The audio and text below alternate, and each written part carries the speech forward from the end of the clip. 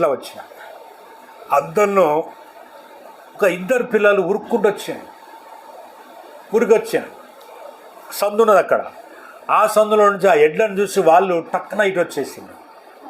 ఇటు నా బండి ఇట్లా వచ్చేసింది. దన్నుమని అమ్మాయి బండి కింద